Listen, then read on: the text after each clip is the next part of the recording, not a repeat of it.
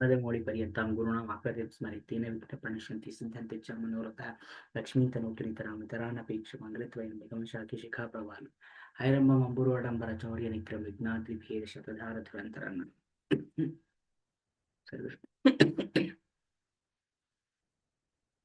सर्वेषां स्वागतं to the positive psychology session for the 32nd shloka.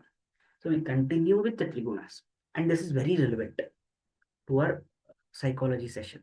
How each of these gunas are associated with some concept of psychology. What are they? Sattva is very much related to psychological well-being, because sattva is where we can foster positive emotions, positive psychology. We can reach a state of contentment, life satisfaction, etc., etc. How? Because it helps us in self-actualization, self that we were talking about before and all that. Understanding this self-actualization is also a concept in many other streams. There's one person called as Abraham Maslow, come up with a concept of positive psychology also.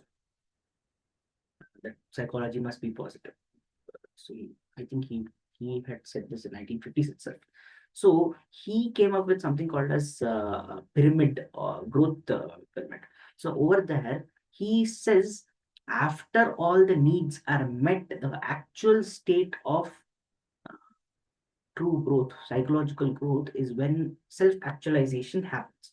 So that self-actualization is possible when we reach a state of mindfulness, when we attain a certain level of well-being, psychological well-being.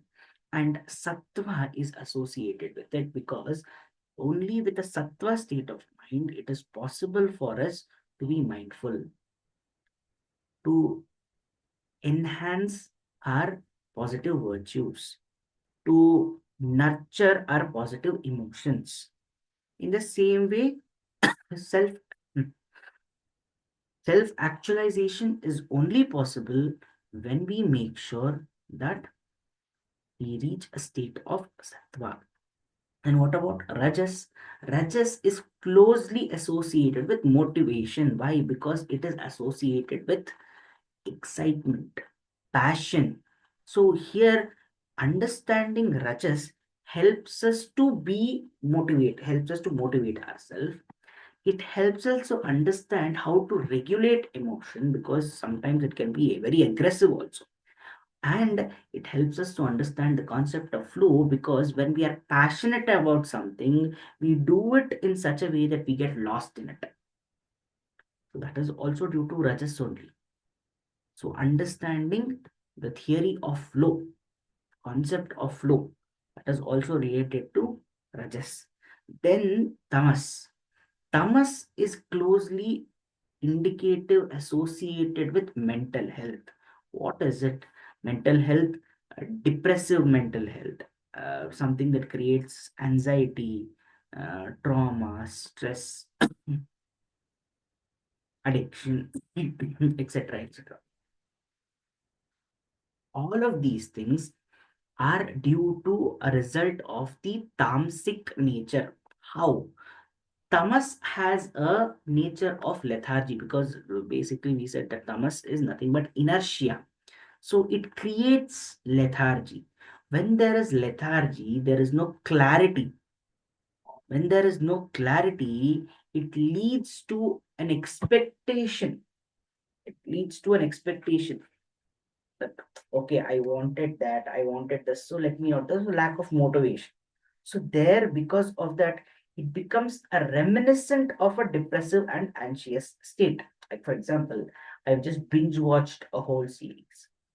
After I binge watched it, I know that it is a series that has nothing close to me. If I want, I can start watching it once again.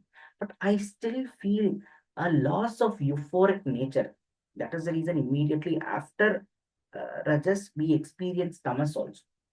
So the regulation of that mental health is possible only through tamas.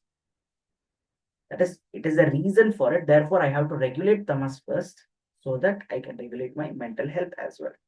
So this, the reason why there is depression or anxiety is because when, despite knowing that something is not true, I attach myself to it.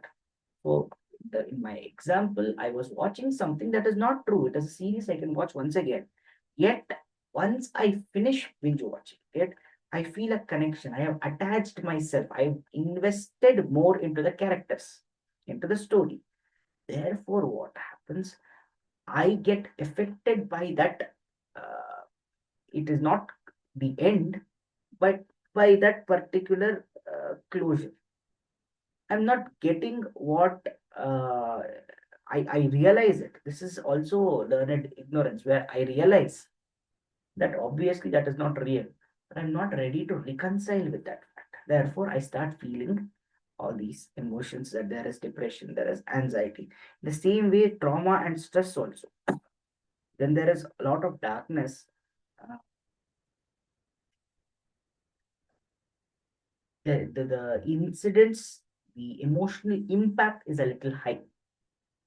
So that is the reason we have this problem wherever there is darkness, it gets closely associated with sadness.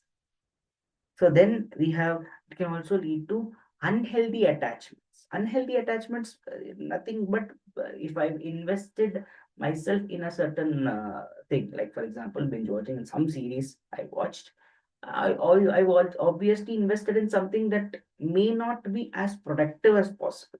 So in the same way, it can lead to addictions when I form such unhealthy attachments. So learning about tamas helps us to understand that there is mental health, and the state of mental health is dependent on the state of my mind. That is the trigunas.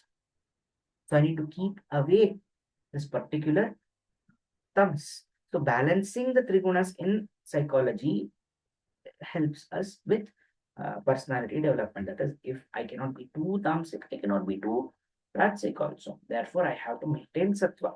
The same way, it also helps us to improve our emotional intelligence, and there can be uh, better understanding of one's own personality. So, trigunas also have a bearing on the psychological impact uh, and understanding our psychological state. So this is also, because this is a very important concept in ancient systems, but it also has a bearing on today's modern science also. So with that, we end our positive psychology session. स्वस्ति प्रजाभ्य प्रतिपालयन्तां न्यायेन मार्गेण महीमहीषाः गोब्राह्मणेभ्यो शुभमस्तु नित्यम् लोकाः समस्ताः सुखिनो भवन्तु कायेन वाचा मनसेन्द्रियैर्वा बुद्ध्यात्मना वा प्रकृते स्वभावात् करोमि यद्यत् सकलं परस्मै नारायणायेति समर्पयामि